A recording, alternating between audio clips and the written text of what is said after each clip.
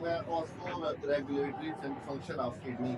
आप लोगों को बखूबी इल्म है कि गुर्दे जो है वो हमारे ब्लड को फिल्टर करते हैं और हमारी बॉडी से मेटाबॉलिक वेस्ट को एक्सक्रीट करते हैं, एलिमिनेट करते हैं by the process of urination. अब गुर्दों का फिल्ट्रेशन के साथ साथ हमारे जिस्म के अंदर पानी और साल्ट्स की मिकदार को उनका कंट्रोल में रखने का अमल osmoregulatory function of kidney कहलाता है। इस सूरत में देखें, हमारे जिस्म को दो तरह की सिचुएशंस आती हैं, summer days and winter days. Summer गर्मियों को कहते हैं। गर्मियों में अगर आप देखें तो पानी बकसरत पीने के बावजूद आपका जो यूरिन आउटपुट होता है वो लेस क्वांटिटी में होता है, मिकदार में कम होता है और कंसंट्रेट गाढ़ा होता है। वो पानी कहाँ गया जो आप पीते हैं? सारा दिन शरबत पी रहे होते हैं, बोतलें पी रहे होते हैं और पानी भी फ्रीक्वेंट क्योंकि प्यास लगती है। इनफैक्ट होता यह है कि हमारी बॉडी से पानी एवेपोरेट होता रहता है। स्वेटिंग, पसीना सबसे इंपॉर्टेंट है उसमें, जिसमें बहुत सा पानी और साल्ट हमारे जिस्म से खारिज हो जाता है। लिहाजा गर्मियों में हमारे जिस्म को वाटर की शॉर्टेज का सामना होता है। तो इस सूरत में हमारा एक हार्मोन सिक्रीट होता है जो कि pituitary gland, master gland of the body, इसके पोस्टीरियर लोब से सिक्रीट होता है, जिसको कहते हैं वैसोप्रेसिन। ये वैसोप्रेसिन जब सिक्रीट होगा तो मोर रीअब्जॉर्प्शन, लेस फिल्ट्रेशन होगी। मोर रीअब्जॉर्प्शन, रीअब्जॉर्ब का मतलब ग्लोमेरुलर फिल्ट्रेट से निकलकर दोबारा बॉडी के अंदर, ब्लड के अंदर आ जाना। और फिल्ट्रेट का मतलब ग्लोमेरुलस से आकर नेफ्रॉन की तरफ चला जाना और यूरिन बना देना और आखिर में अल्टीमेटली जिस्म से खारिज कर देना।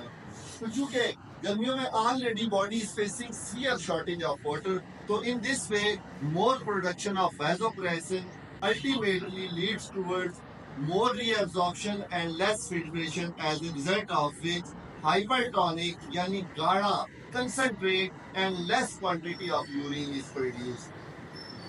इसके बरक्स अगर हम सर्दियों में आ जाए तो पानी भी आप कम पीते हैं, लेकिन पेशाब ज्यादा आता रहता है। पानी भी कम पीते हैं। आपने ऑब्जर्व किया हुआ होगा। तो असल में सर्दियों में हमारे जिस्म से पानी एवेपोरेट नहीं होता, खारिज नहीं होता, स्वेटिंग नहीं हो रही होती। तो वो पानी जो आपके जिस्म में होता है वो मुख्तलिफ जराए से आता है। डायरेक्ट पानी पीने से, फ्रूट खाने से, इवन सालन वगैरह आप खा रहे हैं तो उसमें भी तो पानी है।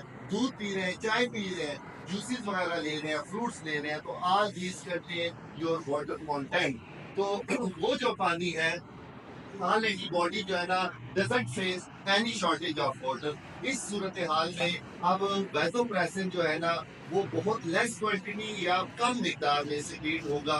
ठीक है, इस सूरत में लेस रीअब्सॉर्प्शन और मोर फिल्ट्रेशन, यानी ज्यादा यूरिन बनेगा, और डाइल्यूट यानी हाइपोटोनिक यूरिन बनेगा। ये सारा आपके सामने दोनों स्टेटमेंट लिखती है कि kidneys are responsible for maintaining amount of water and salts along with filtration of blood. Here you can see in hot summer days, the body faces shortage of water, thus less filtration and more reabsorption occur, ताकि जिस्म को पानी की कमी जो है वो पूरी की जा सके। इसके बाद सर्दियों वाला भी आपको बता दिया। अब आप अगर इसको डायग्रामेटिकली ऑब्जर्व करें तो आपकी बॉडी, उसके अंदर किडनीज है, पेयर ऑफ किडनीज है, 7 pair of ureter, urinary bladder और यूरिथ्रा, ये आपका यूरिनरी सिस्टम है। आपका ब्रेन, उसके अंदर जो हाइपोथैलेमस है, हाइपोथैलेमस आपके फोर ब्रेन में वाक़या होता है। ठीक है, उसके साथ पिट्यूटरी ग्लैंड, मास्टर ग्लैंड है, जिसका साइज एक बादाम के साइज जितना होता है। ये एक ट्रॉफिक और सोमैटोट्रोफिन हार्मोन सिक्रीट करने वाला एंडोक्राइन ग्लैंड है। ये सिक्रीट करेगा आपका वैसोप्रेसिन। तो वैसोप्रेसिन जब ज्यादा सिक्रीट होगा तो मोर रीअब्सॉर्प्शन, लेस फिल्ट्रेशन अगर नहीं होगा तो उस सूरत में लेस जो है ना आपकी रीअब्सॉर्प्शन, मोर फिल्ट्रेशन, और यूरिन जो है ना वो आपका हाइपोटोनिक यूरिन बनेगा। इसमें मैंने ये भी लिखा, ये हाइपोटोनिक यूरिन आपका बन गया है। अब बात सूरत हाल ऐसी होती है जिसमें एक मेडिकल कंडीशन आ जाती है जिसको कहते हैं diabetes insipidus.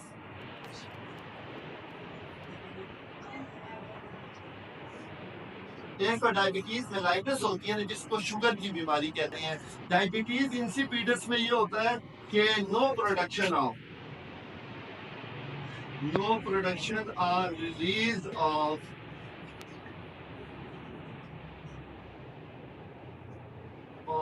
KDH, anti diuretic hormone, और वो है वैसोप्रेसिन।